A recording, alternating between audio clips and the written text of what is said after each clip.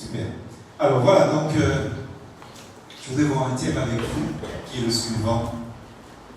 Zacharie, à la fois sacrificateur et aussi prophète de l'Éternel. Et bien sûr, les points seront les suivants. Zacharie, sacrificateur. Deuxièmement, Zacharie, mise à l'écart.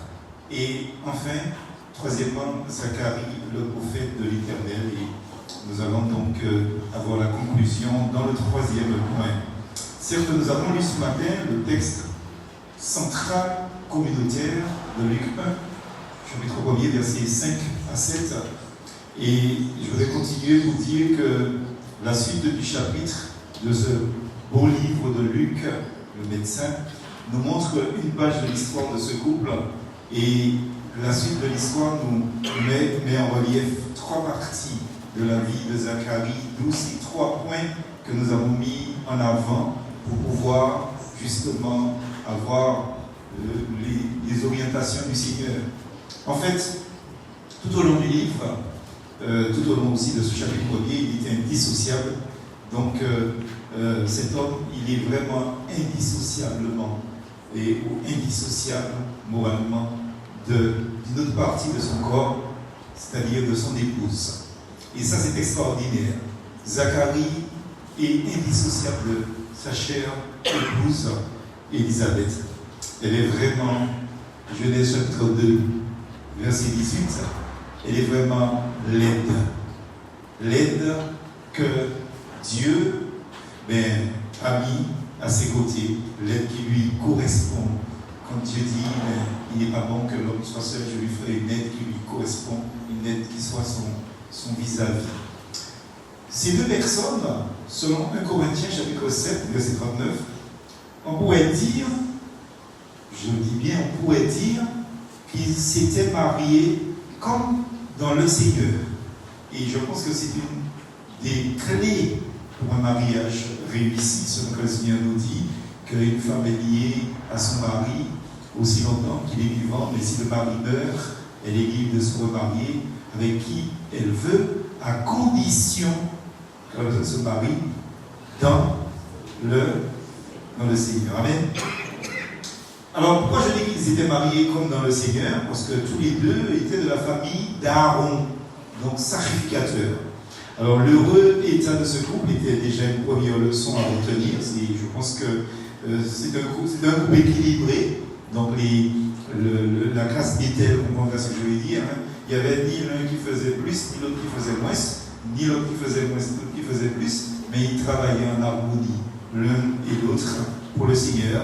Donc cet état de couple béni est une leçon à retenir. C'est un état qui nous montre, et un couple qui nous montre pourquoi certainement, ils ont été l'un avec l'autre d'utiles cadeaux, donc de la grâce de Dieu pour le peuple d'Israël, mais aussi pour l'humanité. Donc ça nous permet donc d'en arriver au premier point, Zacharie le sacrificateur, Zacharie sacrificateur. Parce que nous lisons dès les premières lignes les caractères de ces époux qui sont mis en exergue, c'est-à-dire en évidence, si vous voulez, ou en avant. La parole de Dieu nous dit que tous deux, les deux personnes, c'était deux personnes pieuses. Tous deux étaient pieux et justes. Mais, parce qu'il y a toujours un mais, c'était deux personnes pieuses et justes, mais qui étaient sans enfants.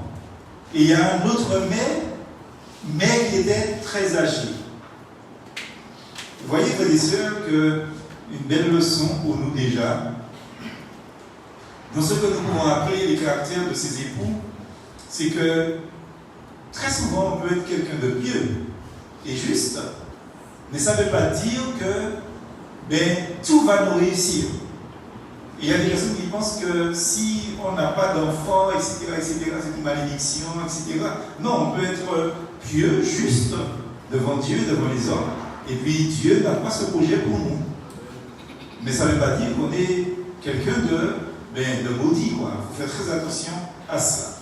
Et je voudrais m'arrêter sur un point 1, intitulé « Juste en général. Pourquoi je veux m'arrêter sur ça? Parce que j'ai longtemps entendu dans beaucoup de prédications et lu dans beaucoup d'ouvrages qu'il n'y a pas de personne juste sur la terre.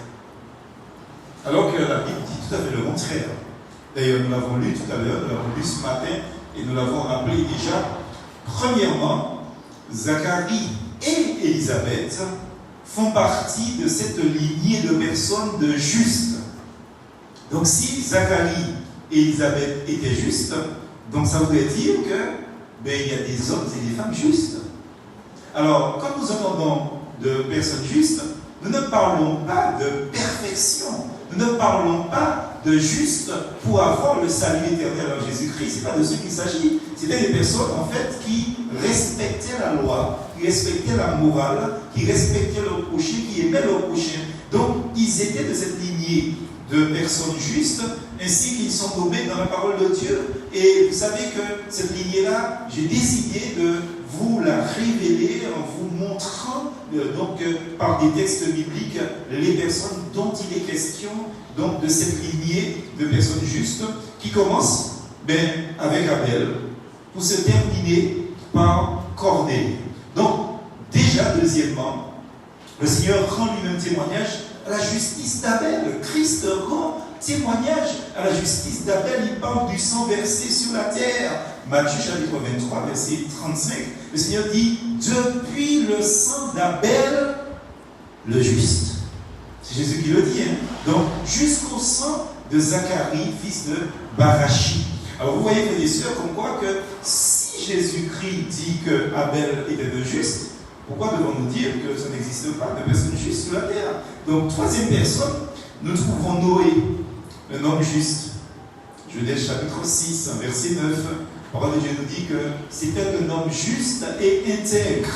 D'autres versions ont justement un homme juste et parfait. Il marchait donc avec Dieu et il craignait Dieu. Et ce qui est extraordinaire, c'est que dans le texte du Nouveau Testament, Hébreux chapitre 11, au verset 7, il est un référent de cette justice. C'est par la foi que Noé, etc., donc il est question qu'il est héritier de la justice. C'était aussi un juste. Il est appelé le prédicateur selon l'apôtre Pierre. Dans 2 Pierre, chapitre 2, verset 5, il est appelé le prédicateur de la justice. Vous voyez donc, un homme juste ne peut que prêcher la justice. Et c'est pour ça que tout homme, toute femme juste doit être contre l'injustice. Parce que nous devons être des vecteurs de la justice divine. Un quatrième homme, il s'agit de Lot. Il a été aussi injuste. Et cette mention à son égard ne se trouve en fait que dans 2 Pierre, chapitre 2, verset 7, il a été délivré, Lot le juste. Il était profondément attristé de la conduite immorale de ces hommes débauchés. Et je me dis, frères et sœurs, nous qui sommes nés enfants de Dieu, l'injustice doit nous attrister. Nous ne devons pas rester impassibles, justement, devant l'injustice. D'ailleurs, Martin Luther King, qui était un pasteur baptiste américain, il a dit cette phrase, tous ceux qui restent de marbre face à l'injustice, participent aussi à l'injustice. L'injustice doit nous déranger, littéralement parlant, frères et sœurs, et c'est une évidence, donc, en tant qu'enfant de Dieu.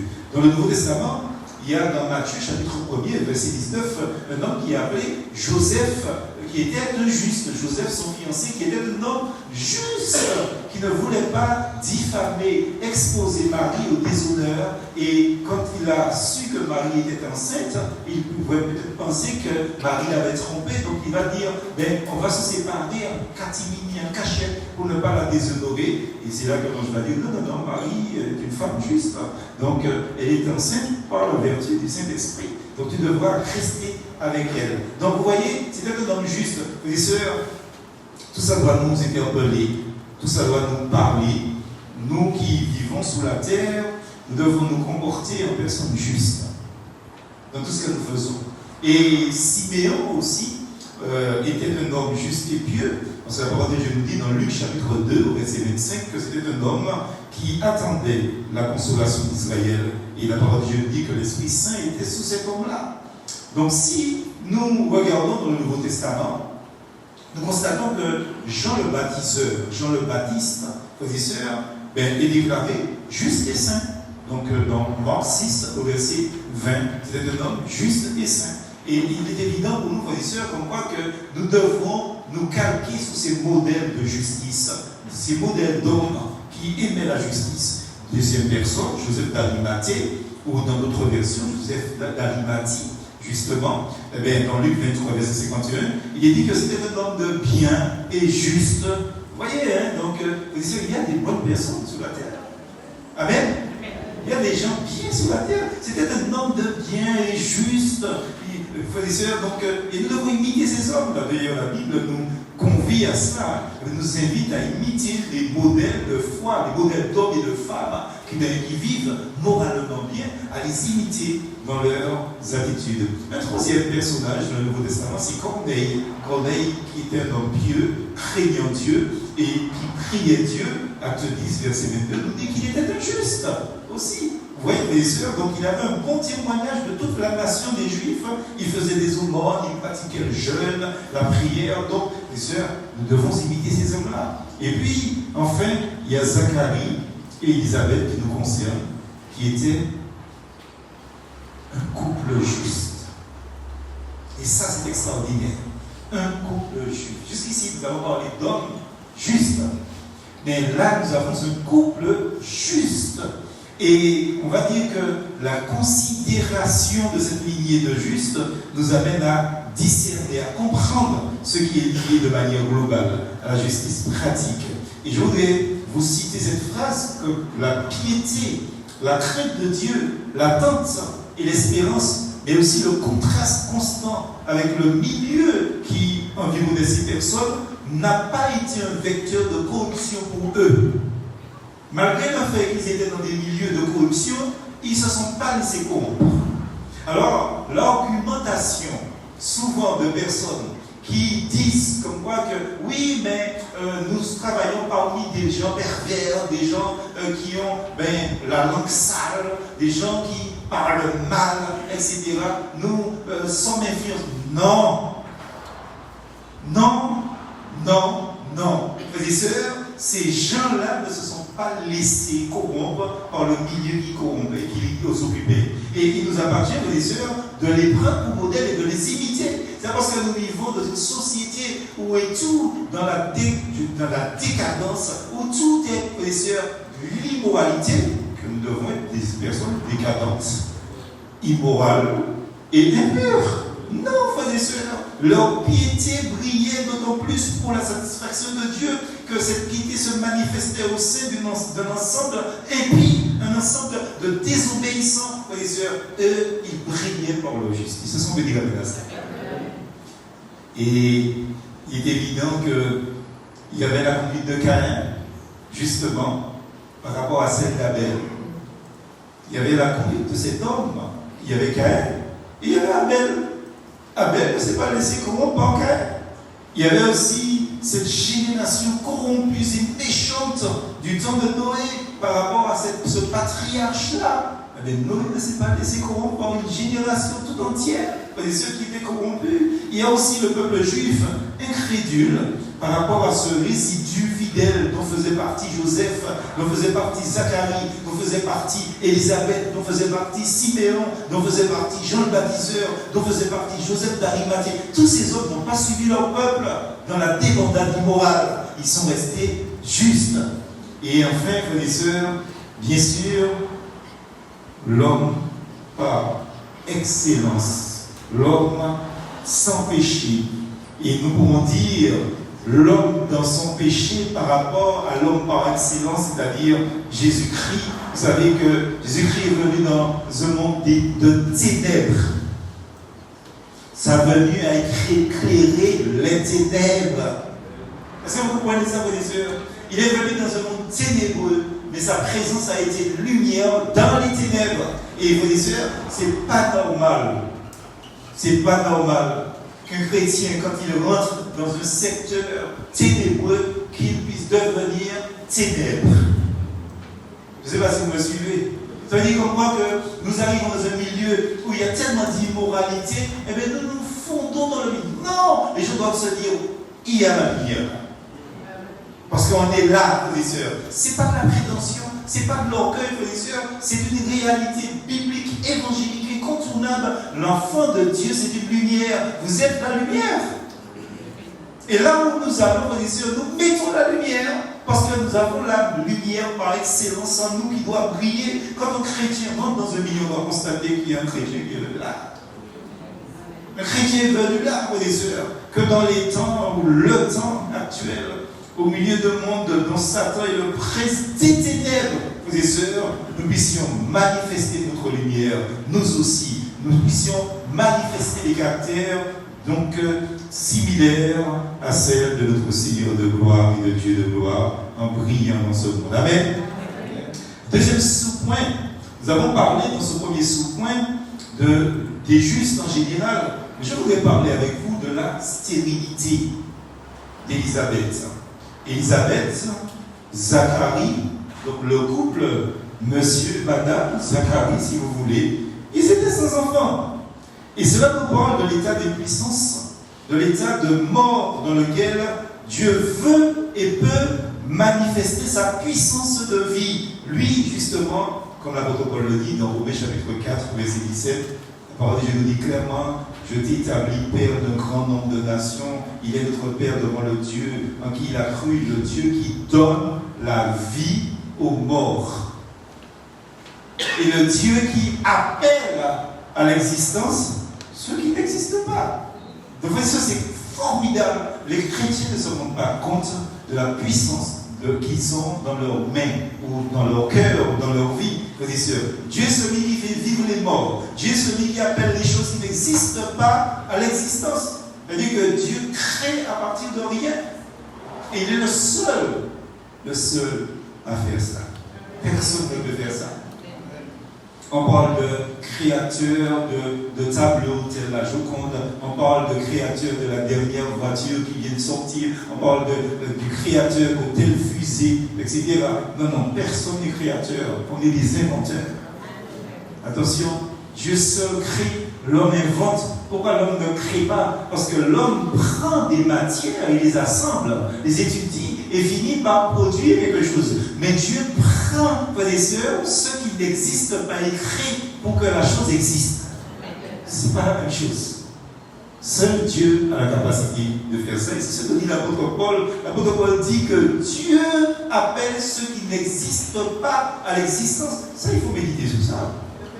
On a dit, frères et sœurs, que s'il y a quelque chose que vous voulez, que vous n'avez pas, et que vous dites, rationnellement parlant, humainement parlant, vous dites, mais c'est impossible que cette chose puisse se faire dans ma vie, c'est impossible que je puisse avoir cela. N'oubliez jamais que vous avez le Dieu de l'impossible. Dieu peut faire venir ce qui n'existe pas à l'existence. Et si je veux vous sensibiliser sur cela, je vous dis, vous pas de l'argent, demandez-moi l'argent. Parce que même si on ne peut pas avoir l'argent, même si on ne peut pas recouler l'argent, bon Dieu qui a fourni l'argent, parce que c'est bon Dieu qui crée l'argent. Dieu a dit, l'or est à moi, l'argent est à moi. Vous êtes bien papa riche. Vous n'avez pas qui demander mettre la rue en train de faire la pièce, machin comme ça. Non, on dit, papa, donne-moi. Il fait venir à l'existence ce qui n'existe pas. Et ça, c'est dans tous les domaines. J'ai pris ce domaine parce que c'est le domaine peut-être le plus sensible pour l'humanité et pour ceux qui nous écoutent, bien sûr.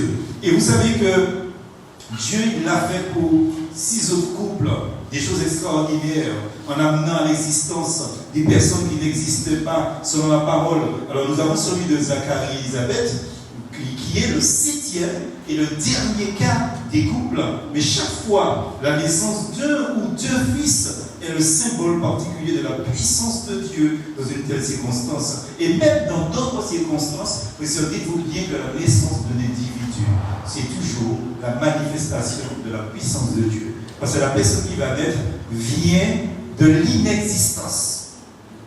Et Dieu l'a créé. Vous savez que le fait que nous soyons là, c'est une puissance de Dieu. Parce que Dieu nous a créés à partir de ce qui n'existait pas. Vous comprenez, mes sœurs, que c'est quelque chose d'extraordinaire. Donc si nous considérons les caractères de l'enfant né de chacun de ces couples qui étaient privés de descendance, eh bien, nous sommes émerveillés du déploiement de la grâce de Dieu à son égard. Nous sommes aussi remplis d'admiration devant la compassion de Dieu Dieu prend en compte la tristesse, il prend en compte l'affliction du foyer privé d'enfants. Dieu prend cela en compte devant sa puissance qui est une puissance qui excelle. Là où il est évident, frères et sœurs, que l'homme se trouve complètement démuni devant sa grâce qui forme et ancienne, celui qui, justement, donc, a fait naître, Dieu est toujours ce Dieu-là qui fait les mêmes choses. Pour ça, je dis à ceux qui n'ont pas d'enfants et qui nous regardent sur Internet, si vous voulez un enfant, demandez à Dieu un enfant. Dieu va vous donner un enfant. Parce que Dieu agit dans l'inexistence aussi. C'est-à-dire que quoi, quand je parle d'inexistence, c'est-à-dire dans l'invisible.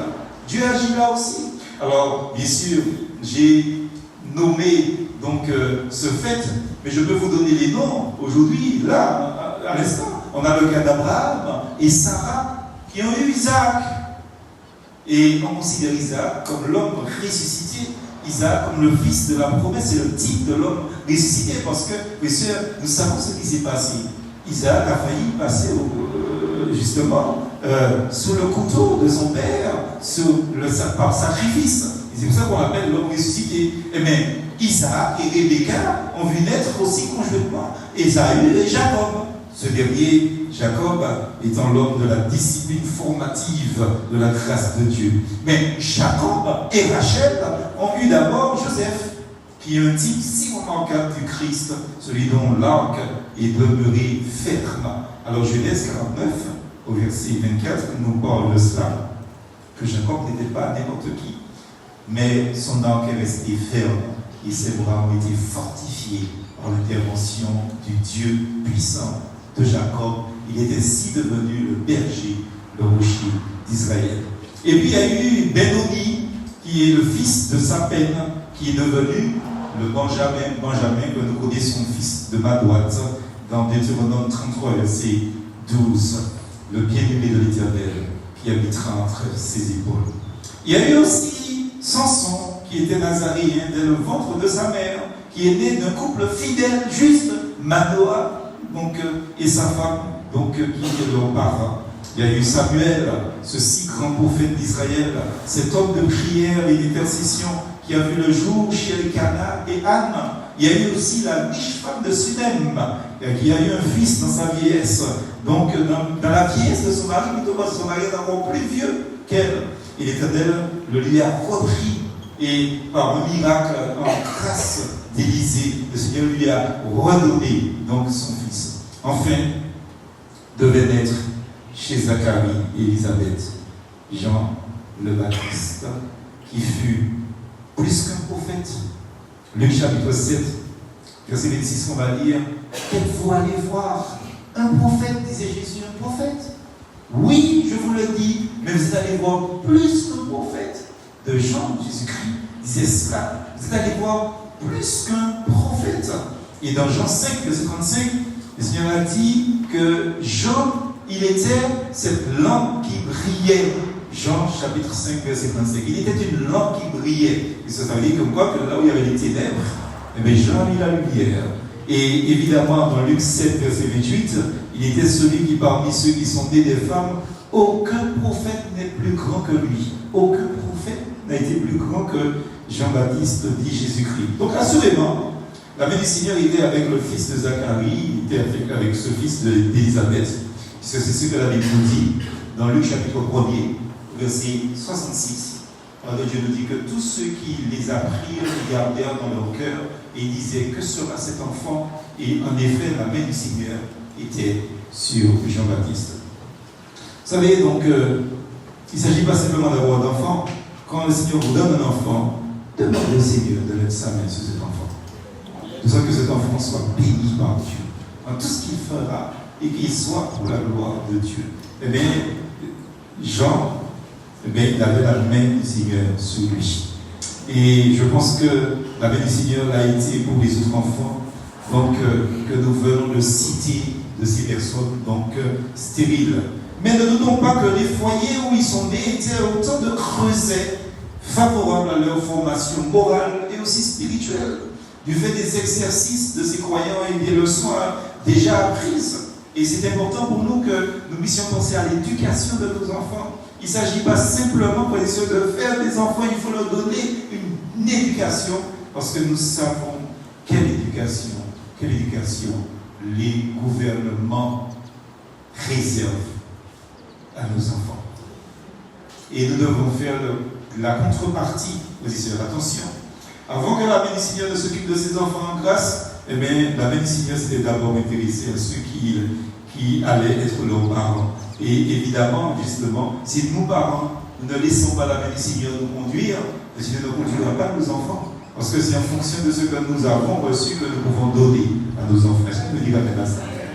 Donc il est bon qu'il en soit ainsi et que la grâce de Dieu nous prépare par des moyens divers et souvent, donc douloureux, à notre tâche, une tâche si délicate d'être père, une tâche si délicate d'être une mère. Cela a été particulièrement le cas des parents de Jean le Baptiseur ou Jean-Baptiste lors de la deuxième période de la vie de Zacharie, qu'en se croyant, manquant de foi, il a été mis à l'écart. Enfin, un dernier sous-point dans ce grand point 1 que nous intitulons la prière. Voilà deux justes, mais sans enfants. Ils n'ont pas de riches. Ils n'ont pas d'enfants. Zacharie a été aussi, dans cette première partie de son histoire, un homme de prière. Dans le verset 13 du chapitre que nous avons lu ce matin, il est dit que Dieu, Luc chapitre 1er, verset 13, il dit que Dieu a entendu tes supplications. J'ai entendu ta prière. Moi je lui ai dit, ça n'est pas peur, Zacharie. Ta prière est entendue. Ta prière est exaucée. Ta femme, Élisabeth, te donnera un fils. Et tu lui donneras le nom de Jean. Donc ça veut dire que c'était un homme de prière. Certainement dans ce foyer uni, dans la piété, uni dans l'obéissance, Élisabeth avait également sa place dans les prières présentées à l'Éternel. Mais la parole toujours précise met en relief la responsabilité particulière du mari, met en relief son autorité en ne désignant pas que celui-ci comme auteur de ces intercessions, mais quand bien même son épouse y est associée à cet effort. La parole de Dieu nous dit que Dieu ne va pas aller voir Élisabeth, Dieu a été voir Zacharie. Il dit que c'est Zacharie, il remplissait son rôle de père de famille. Sa responsabilité spirituelle et morale, il le remplissait. En même temps, il sous-entendu la position de soumission de cette femme, une position qu'elle garde tout au long de ce que nous rapporte le récit de Luc. Cette soumission est en complet accord avec son rôle d'aide, justement correspondant à son mari. Zacharie allait donc prier et Zacharie allait supplier, mais il semble que ses paroles étaient allées au-delà de ses pensées et surtout au-delà de sa foi. Alors deux questions. N'est-il pas souvent ainsi pour nous-mêmes?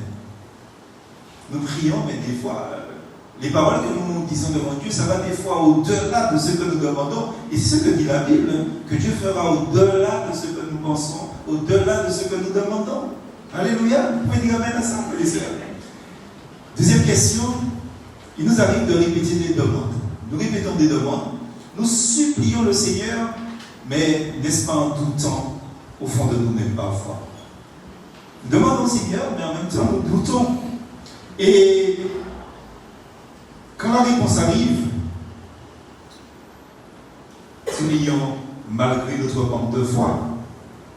Alléluia, béni soit Dieu, Dieu est à nous. Nous demandons, nous supplions, nous répétons, mais en même temps nous avons des doutes. Mais malgré tout, Dieu donne la réponse que nous lui demandons. Et malgré ce manque de foi, est-ce que nous ne sommes pas comme ces croyants dont parle Actes chapitre 12, versets 12 à 17. Je voudrais lire quand même ce texte, même si c'est plus long. Après avoir réfléchi, il se dirigea vers la maison de Marie, la mère de Jean, surnommée Marc, où beaucoup de personnes étaient réunies et criaient. Il frappa à la porte d'entrée et une servante appelée Rhode s'approcha pour écouter. Elle reconnut la voix de Pierre et, dans sa joie, au lieu d'ouvrir, elle courut annoncer que Pierre se tenait devant la porte et lui dire « Tu es folle ». Mais elle soutenait que c'était vrai et dit alors « Ça peut être son ange ».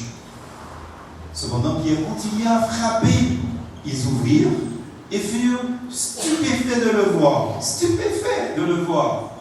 De la veille officie de se taire, il leur raconta comment le Seigneur l'avait tiré de la prison. Il ajouta, annoncez-le à Jacques et aux frères et sœurs, puis il sortit et s'en alla dans un autre endroit. Pourquoi je vous dis ça, mes sœurs? Je vous dis, des fois, nous prions, demandons à Dieu des choses, au fond de nous, nous doutons. Voilà que Pierre s'est fait mise en prison. Mais ce n'est pas un frère qui priait pour lui, ni une sœur de manière isolée. La parole de Dieu nous dit, l'Église était réunie et priait pour que Dieu délivre Pierre. Et pendant qu'ils prient, ils entendent. Et Rod va voir. Parce que Rod est de service d'accueil ce jour-là. N'est-ce pas? Hein? Alors Rod, elle va ouvrir. Mais quand elle regarde à travers le Judas, peut-être, je ne sais pas, elle voit Pierre. Et là, elle dit, c'est pas possible, c'est pas Pierre. Elle referme, mais elle laisse Pierre dehors. Alors peut-être que les soldats sont en train de chercher Pierre. Elle laisse Pierre dehors. Et elle va voir les autres, elle dit aux autres que, mais j'ai vu Pierre dehors de vous, c'est Pierre qui est en train de toquer la porte là. Et les autres disent, mais oh, t'es folle. C'est fou, c'est ce que nous lisons là. Parce que vous avez une église en prière qui dit à Dieu de libérer Pierre, Dieu libère Pierre, et il dit, c'est pas vrai. Mais nous, ça ne nous arrive pas, je ne crois plus. C'est terrible, c'est pas ça, mes sœurs. Il y a ce cas-là, mais il y a aussi le cas de Zacharie, frères et sœurs, qui est le sujet central de notre message, auquel l'ange Gabriel est obligé de dire de la part de Dieu quelque chose de terrible. Au verset 20, Luc chapitre 1er, verset 20, la Bible dit, voici, tu seras muet et tu ne pourras plus parler jusqu'au jour où cela arrivera, parce que tu n'as pas cru à mes paroles qui s'accompliront au moment voulu. Zacharie demande un enfant. Mais c'est quand même extraordinaire, mes sœurs. Zacharie dit, oh Dieu, je vieillis, je n'ai pas de descendants, je n'ai pas de personne pour manger le reste de mon argent. Qu'est-ce que je vais faire? Un étranger va manger mon argent. Donne-moi un fils. Je lui donne un fils. Et c'est ce qui est terrible. Parce que Dieu n'envoie pas quelqu'un lui dire qu'il aura un fils. Dieu envoie un ange. C'est fou, c'est pas Rod qui est à la porte. C'est un ange qui est venu pour dire à Zacharie, mais Dieu a entendu tes supplications, tu auras un bébé. Voilà, donc le mois prochain, l'année prochaine, en 9 mois, tu auras un bébé. Zacharie dit, c'est pas vrai. C'est terrible, ce qui se passe là. Il y a des endroits où dans la Bible, il y a plein d'ironie, frères et sœurs. C'est impressionnant. Donc, Zacharie est confronté, pas n'importe qui, mais vous vous rendez compte, frères et sœurs, il a devant lui l'archange Gabriel. C'est pas un petit ange de service. Hein? Il a le chef des anges, des archanges devant lui, Gabriel, qui lui dit, mais écoute, Dieu a entendu tes prières. Gabriel, non, Gabriel, tu te trompes, c'est pas pour ça. Ça va se faire. Il est venu parler de la part de Dieu. Frères et sœurs, lisons Jacques chapitre 1er, verset 6. La parole de Dieu nous dit, quand nous prions, demandons avec foi sans douter. Car celui qui doute ressemble aux vagues de la mer que le vent soulève et agite de tout côté. Je ne dis pas une bonne position. Il n'y a pas une seule position. Mais puissions-nous demander avec foi. Ne doutons jamais. Des fois, je me dis, je m'esclave assis nos exercices à l'égard des besoins exposés des plus profonds. Si nous entrions mieux dans la connaissance, dans la sympathie de Christ avec les saints et l'assemblée, eh bien, nos prières seraient des demandes précises, même pour des besoins généraux. Hein. Donc, elles seraient comme des cris, entre guillemets, bannissant toutes longueurs inutiles. Toutes longueurs inutiles.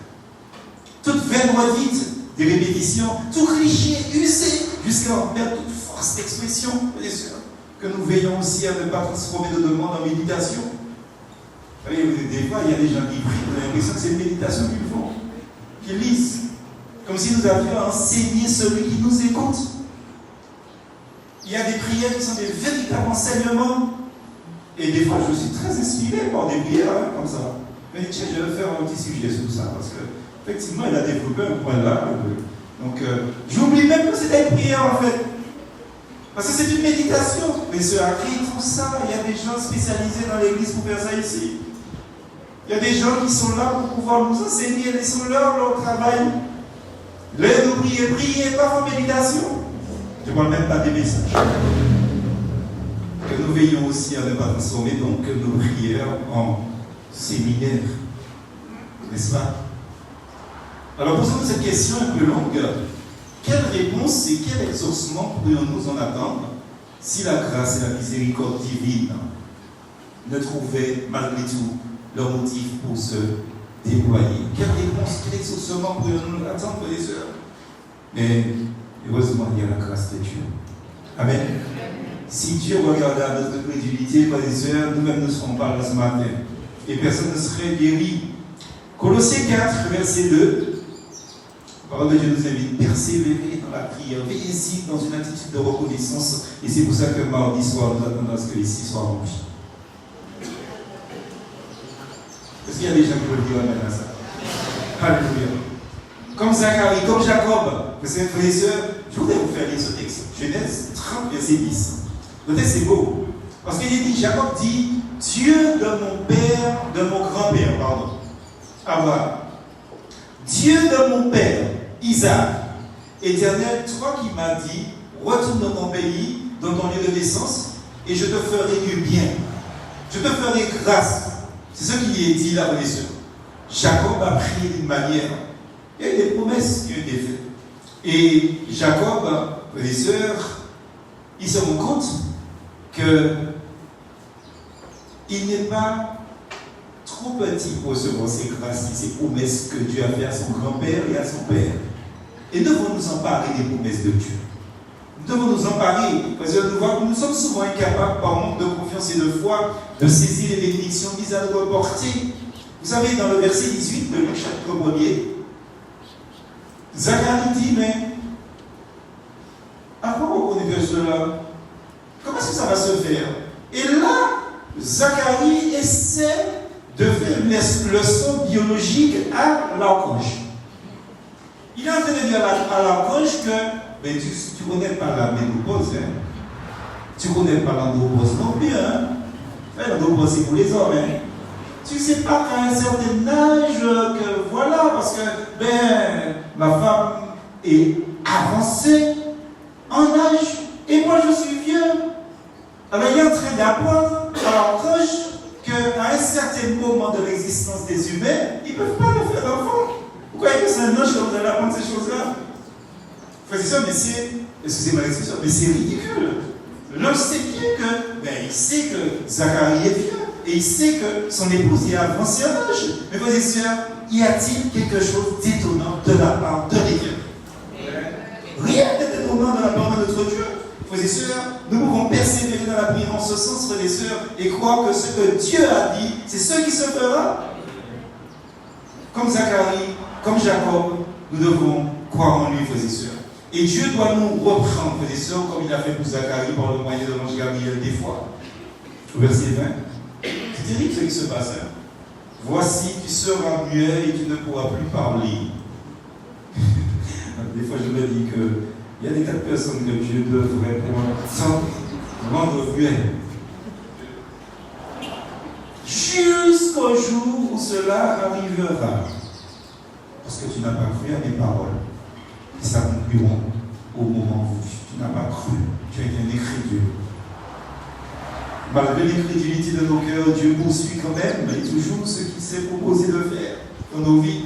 Il accomplit ce que sa bouche a dit. Sans nous, frères et sœurs, et malgré nous, Dieu fait ce qu'il a à faire. Comme nous restons en retrait de ses promesses.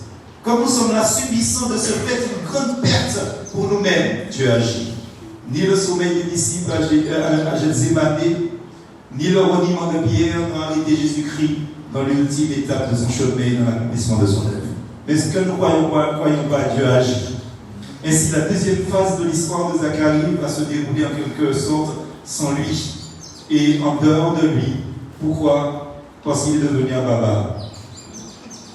Et les ababas ne participent pas au dialogue. Il est mis à l'écart. Ça nous permet de rentrer dans le point de plus court, Zacharie mis à l'écart. Petit sous-point, la discipline. la perte subie par cet homme de Dieu, juste, ne l'oublions pas, pieux aussi, Zacharie, homme incrédule à ce moment-là, se manifeste dans son incapacité pour autant à rendre témoignage. Ça c'est important, bien sûr. Bouche bée, bouche fermée, il ne peut rapporter les choses magnifiques de Dieu telles qu'il a vues et entendues dans le temple. Vous vous rendez compte de ce qui s'est passé? C'est que Zacharie est rentré dans le temple, il a eu une expérience avec Dieu, il a vu des choses magnifiques. Mais il ne peut pas témoigner de ça. Vous vous rendez compte de ça, de ce qui s'est passé là? Il ne peut pas témoigner, tant il est vrai que la fidélité et la puissance de témoignage découlent de la foi et de l'obéissance. Alors, n'ayant pas cru, le témoignage, le privilège de témoigner lui est retiré. Faites attention. Si nous ne croyons pas en Dieu, si nous sommes incrédules, Dieu ne va pas se servir de nous. Et c'est ce qui s'est passé là pour Zacharie. Il ne peut que se taire sur l'extraordinaire de la révélation qui lui a été faite. Il ne peut que se taire sur la miséricorde dont ils sont l'objet, lui et sa femme, sur la manière merveilleuse dont leurs prières sont exaucées. Il ne peut que se taire. Ce matin, nous avons entendu le témoignage de notre sœur. Dieu a fait des choses extraordinaires pour eux, mais Dieu lui a donné la capacité de témoigner. Mais ça aurait été Zacharie, il aurait pu rien dire. Comprenez ça, frères et sœurs? Et c'est important pour nous de comprendre, frères et sœurs, que nous qui avons la parole, quand Dieu agit dans notre vie, notre rôle, c'est de lui donner gloire dans son Église. Une question, est-ce que c'est pas solennel, une leçon solennelle pour nous? Ce que nous apprenons également et qui nous touche de près, c'est que Dieu ne fait pas preuve de partialité. Parce qu'il est saint, il juge selon l'œuvre de chacun. Pierre 1, verset 17. C'est parce que Zacharie était juste et pieux que Dieu ne l'a pas frappé. Faites très attention, Dieu ne nous frappe pas de faveur. Vous bien comprendre ça? Combien cette pensée devrait en effet nous amener à davantage de crainte, davantage de sainteté dans notre conduite.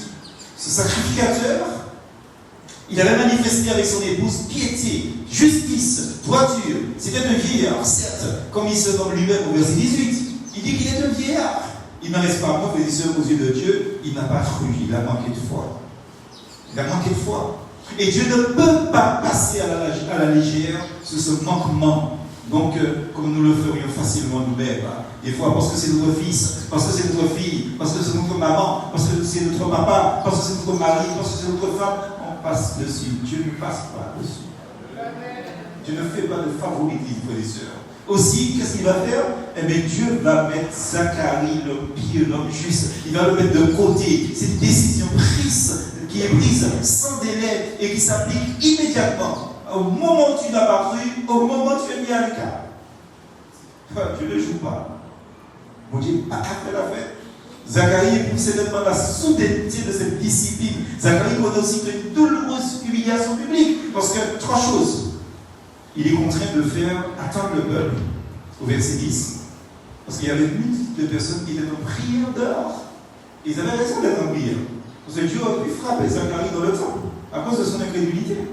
Attention. Et les gens, au verset 21, la Bible nous dit que les gens étaient étonnés de son retard. Parce que les gens attendent, mais depuis quand Zacharie va passer le temple, il est mort. Dieu a pu le frapper. Et peut-être que c'est ça que les gens ont cru. Deuxième chose, Zacharie était incapable d'expliquer ce qui s'était passé. Et il faut qu'il soit connu de tous, justement, tel que ça s'est passé, mais il ne peut pas, parce qu'il est muet. Sur le coup du châtiment de Dieu, il est là, devant Dieu. Il ne peut rien dire. Et troisième chose, il doit, peine supplémentaire d'ailleurs, il doit achever son temps sacerdotal dans cet état. Au verset 23, c'est ce qui nous est dit. Il achève son ministère en étant muet, tout simplement. Donc, avec quel acte Zacharie a dû regagner sa maison? Il est couru, parti, serré au pays des montagnes de Judée pour se soustraire au regard, méditer dans le silence et la solitude sur ceux qui étaient survenus, ceux qui justement allaient arriver comme les paroles de l'ange qui ouvrait leur accomplissement. Élisabeth aussi, la parole de Dieu nous dit que même Élisabeth, qui n'a pas été dans la situation là avec Zacharie, au verset 24, Élisabeth s'est cachée aussi. Ouais, donc le châtiment, des fois, nos châtiments peuvent avoir des conséquences sur ceux qui nous sont proches. Je le dis souvent, faites attention. Alors pourquoi Élisabeth s'était cachée? Une belle question. Je pense que c'est à cause d'une pudeur qui était liée au fait que son âge avancé, elle se trouvait enceinte, justement, mais également parce qu'elle partageait certainement aussi, dans une mesure, l'humiliation et la peine de son mari, mais il peut avoir le raconteur, parce que son mari est vieux, elle a un âge avancé, mais ça ne veut pas dire qu'elle est vieille pour ne pas avoir d'enfant, elle est mauvaisement couverte, raconter qu'elle a trompé son mari. Alors il se cache. Comprenez, frères et sœurs, ce qui se passe là? Vous comprenez ça? Donc, il faut bien comprendre. Alors que si Zacharie avait cru, il serait sorti et dit, Dieu nous a bénis, nous aurons un enfant. Elisabeth n'avait pas besoin de se cacher. Vous comprenez ça, frères et sœurs? Quelle affaire, hein? Quelle situation? Donc, quel événement bouleversant dans ce foyer juste. Jusqu'où vont-ils aller? Et tout semblait aller si bien et d'une manière si conforme au commandement et aux ordres. Alors, aux yeux de la chair et du raisonnement humain, tout cela pouvait paraître injuste, tout cela peut paraître immérité, comme ce qui est arrivé à Job. Cet homme parfait et droit intègre, et cette différence que celui-ci n'avait manqué en rien, justement.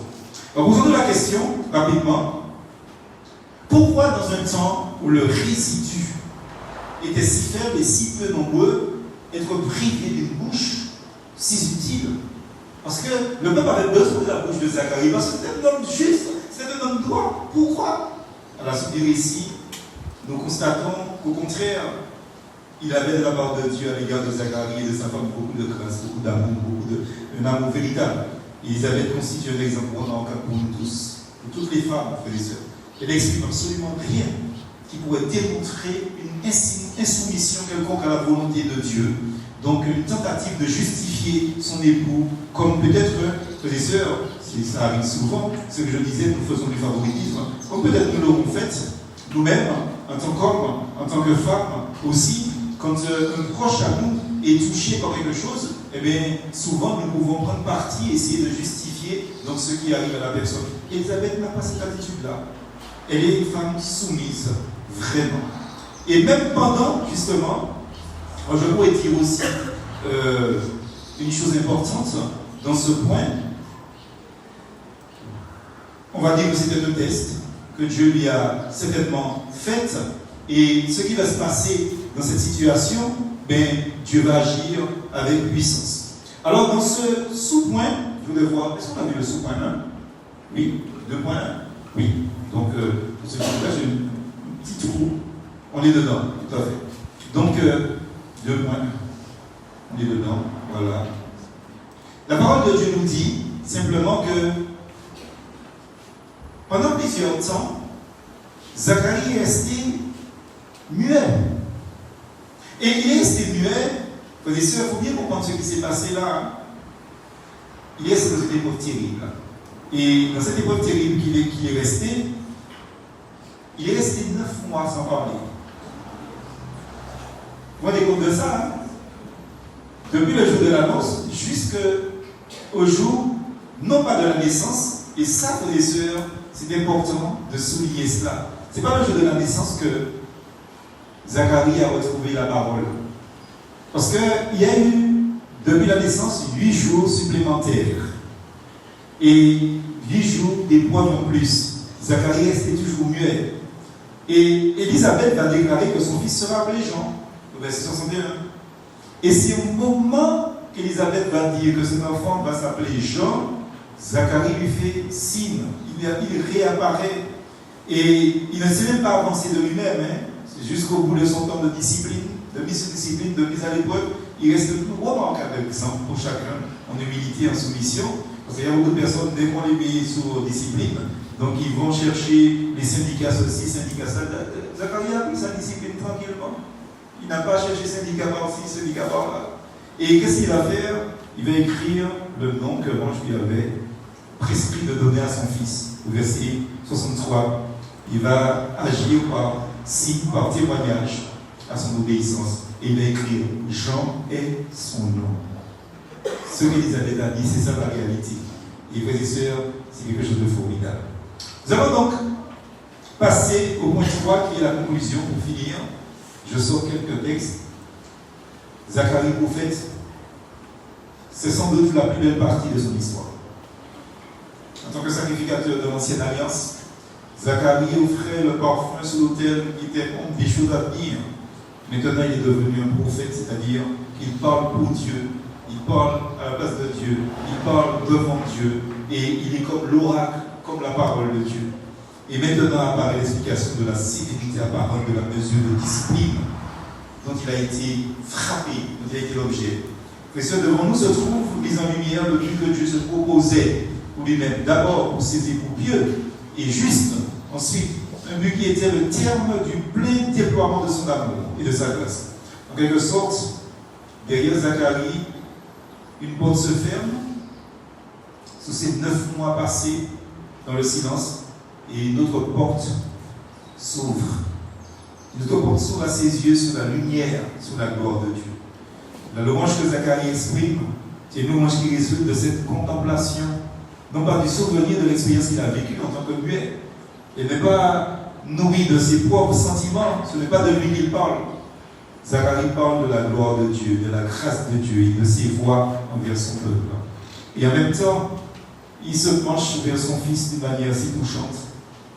Ce n'est pas pour trouver dans cet enfant l'accomplissement de leur désir, ni ce qu'il était pour Élisabeth et lui, mais pour proclamer ce qu'il était pour Dieu dans la révélation de ses voies et son cœur. Quel merveilleux exemple! Quel merveilleux exemple où nous parlons que ces affections de Zacharie admirablement dirigées. Alors au lieu de cultiver des sentiments égoïstes quant à nos enfants, quant à leur avenir, puissions-nous élever nos enfants plus haut, frères et sœurs. Sachons discerner les pensées du Seigneur à leur propos, non par suite d'un effort personnel de désintéressement, mais en vivant dans la présence du Seigneur, contemplant la gloire et jouissant de sa grâce. C'est la part de Zacharie qui déclare au verset 76, « Et toi, petit enfant, tu seras appelé prophète du Très-Haut. » Songeons à ce vieillard, à tout ce qu'il vient de traverser. Songeons à son épouse, si douce, si attachante, elle aussi. Et surtout, pensons à ce petit enfant de 8 jours à peine, lequel, adulte, de 30 ans, sera décapité. Décapité pour une caprice, pour la caprice de cruelle d'une danseuse. Donc, chapitre 6, on va lire verset 21-25. Ça devait être le terme du chemin que son père considère selon les pensées du Seigneur, telles qu'elles lui ont été révélées. Dans les versets 77 à 79, tu iras devant la face du Seigneur pour préparer ses voies, pour donner la connaissance du salut à son peuple, pour le pardon de leurs péchés, par la profonde miséricorde de notre Dieu sur laquelle l'Orient d'en haut nous a visité afin de nuire à ceux qui sont assis dans les ténèbres et dans l'ombre de la mort, pour conduire nos pieds dans le chemin de la paix. Quelle élévation dans ces propos! Il valait la peine. Il valait la peine, conclusion, pour la gloire de Dieu, pour que soit annoncé ce message de sa part, de la part de Zacharie, le prophète. Il valait la peine que sa main d'amour pèse sur cet homme, juste et pieux, qui a vécu un moment d'incrédulité. Donc un moment d'incrédulité sur ce foyer, son foyer uni et fidèle au sein duquel devait apparaître un si grand homme, un si grand prophète, Jean le Baptiste. Jean le Baptiste. Comme quoi des fois, la discipline a des fins bénies. Des fins bénies. Il ne sera plus parlé de Zacharie. Il ne sera plus parlé d'Élisabeth, ni de ceux qui ont pu partager du ministère de leur fils dans son ardeur, dans ses souffrances, ni de leur peine quand il a été emprisonné puis décapité. On ne parle même pas d'eux. Mais Dieu seul sait le pourquoi. Les paroles, ou la parole, les Écritures, la Bible les a placées devant nous. Quand c'était utile, pour en tirer instruction, comme nous avons fait ce matin, pour en tirer des avertissements, pour en tirer des consolations aussi. Par moments, notre vie de couple peut subir des atrocités, mais il y a derrière la discipline une bénédiction pour moi. Amen. Qu'il en soit ainsi pour chacun de nous. Amen, amen. On va se tenir debout, on va prier ensemble. Demande au frère François, on va passer le micro de conclure avec nous.